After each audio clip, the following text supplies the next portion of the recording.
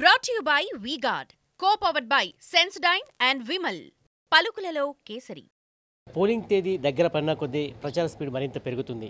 BRS అభ్యర్థి వినోద్ కుమార్ గ్రామానికి వెళ్ళి ఓటర్లు కలుస్తున్నారు. ఇదే అంశం నుంచి మాట్లాడడానికి బీఆర్ఎస్ అభ్యర్థి వినోద్ కుమార్ గారు వారితో ఒకసారి మాట్లాడారు. అంటే వినోద్ కుమార్ గారు, మీరు గత 2 నెలల నుంచి కూడా ప్రచారం చేస్తున్నారు. ప్రజల నుండి ఎలాంటి స్పందన వస్తుంది? ప్రజలు ఏమనుకుంటున్నారు? ఇప్పుడు ఇది లోక్సభ ఎన్నికలు, పార్లమెంట్ ఎన్నికలు. తెలంగాణ రాష్ట్ర ఏర్పాటు పట్ల గులాబీ జెండా పాత్ర ఎవ్వరు కూడా కాదనలేరు. తెలంగాణ రాష్ట్రం సాధించే సందర్భంలో పట మా పాత్ర యావత్తు ప్రపంచానికి తెలుసు.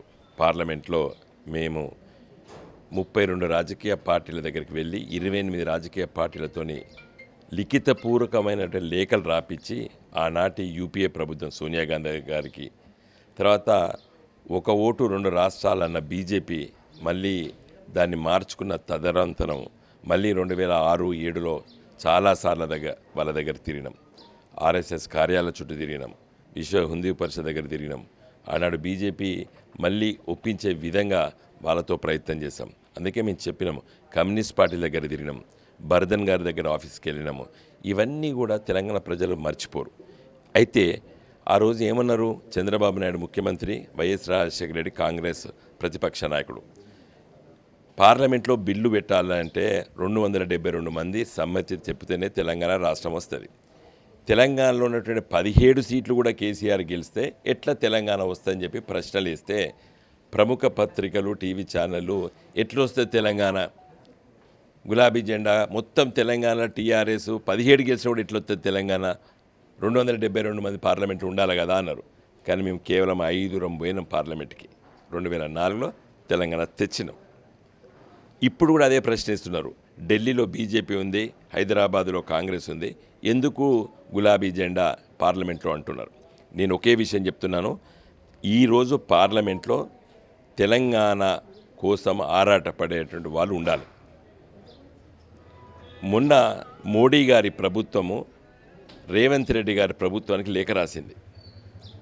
ఇచ్చెంపల్లి ప్రాజెక్టు కడతాం గోదావరి నది పైన, నీళ్లు తరలించుకుపోయి కృష్ణానదిలో కలిపి కృష్ణానది నుండి పెన్నార్ నది నుంచి వెళ్ళి కావేరికి అనుసంధానం చేస్తాము అని చెప్పి మోడీ గారు తమిళనాడులో ఎన్నికల ప్రచారంలో మాట్లాడినారు. అది ఎవరు వ్యతిరేకిస్తారు? కేవలం మేము మాత్రమే వ్యతిరేకిస్తాం. మళ్ళీ ఎన్నికలను దృష్టి పెట్టుకుని బీఆర్ఎస్ సెంటిమెంట్ తెరపైకి తీసుకొస్తుంది. కేంద్ర పాలిత ప్రాంతం మళ్ళీ చేస్తూ, అంటే గతంలో మీరు ఇలాంటి ప్రచారం చేశారు, మళ్ళీ ఇలాంటి ప్రచారం చేస్తున్నారని చెప్పేసి బీజేపీ నేతలు చెప్తున్నారు. వాళ్ళ రేపు మోడీ వస్తాను ప్రకటించమని చెప్పండి. ఎందుకు 7 మండలాలు తీసుకుపోయి ఆంధ్రాలో కలిపిండు మోడీ గారు చెప్పనా? చంద్రబాబు నాయుడు వాళ్ళిద్దరు పొత్తు పెట్టుకున్నప్పుడు చంద్రబాబు నాయుడు నేను ముఖ్యమంత్రి పదవి స్వీకరించాను అని 2014లో ఆయన అలుగుతే మోడీ గారు 7 మండలాలు తీసుకుపోయి ఆంధ్రాలో కలిపిండు. రేపు పొద్దున చంద్రబాబు నాయుడు అక్కడ ఆంధ్రప్రదేశ్లో సీఎం అయితే ఇక్కడ రేవంత్ రెడ్డి ఆయన శిష్యుడు ఇక్కడ సీఎం. ఇప్పుడు కాంగ్రెస్ పార్టీ అయినా చంద్రబాబు నాయుడు శిష్యుడు ఇవాళ రేవంత్ రెడ్డి. బడే బయ్యి ఢిల్లీలో మోడీ ఉన్నారు. వీళ్ళు ముగ్గురు అనుకుంటే హైదరాబాద్లో మళ్ళీ ఒక 10 ఏళ్ళు ఉమ్మడి రాజధాని చేయొచ్చు. మీకు ఏమైనా సమాచారం ఉందా కేంద్ర పాలిత ప్రాంతంగా మారుతుందని? బరాబర్ వాళ్ళ చర్చ అండి. బీజేపీ లోపల పెద్ద పెద్ద పట్టణాలన్నీ కూడా కేంద్ర ప్రాంత వాళ్ళ చేతిలో ఉండాలి. బీజేపీ పాలసీ కాదంటారా? నేను ఛాలెంజ్ చేస్తున్నాను. ఇలా 2019 ఎన్నికల్లో మీరు ప్రభుత్వం ఉన్నారు, 7 స్థానాల్లో కూడా ఇక్కడ బీఆర్ఎస్ వాళ్ళ ఎమ్మెల్యేలు ఉన్నాయి. కానీ ఇప్పుడు ఇక్కడ వచ్చేసరికి చాలా ప్రభుత్వం లేదు, ఎమ్మెల్యేలు అనుకున్న స్థాయిలో. ఏ విధంగా మీరు విజయం సాధిస్తారని చెప్పి అనుకుంటున్నారు? బండి సంజయ్ ఎట్లా గెలిచాడు? 7 ఎమ్మెల్యేలు మేమే, సీఎం కేసీఆర్, ఒక్క పార్టీ గ్రామంలో కార్యదర్శులు కూడా లేని బీజేపీ ఎట్లా గెలిచింది? ప్రజల పర్సెప్షన్ రావాలి. ఇలా మాకట్లు వచ్చింది. యావత్తు కరీంనగర్ పార్లమెంట్ నియోజకవర్గంలో కూడా ప్రజలు, ముఖ్యంగా రైతాంగం తిరుగుబాటు చేస్తున్నారు కాంగ్రెస్ ప్రభుత్వానికి వ్యతిరేకంగా.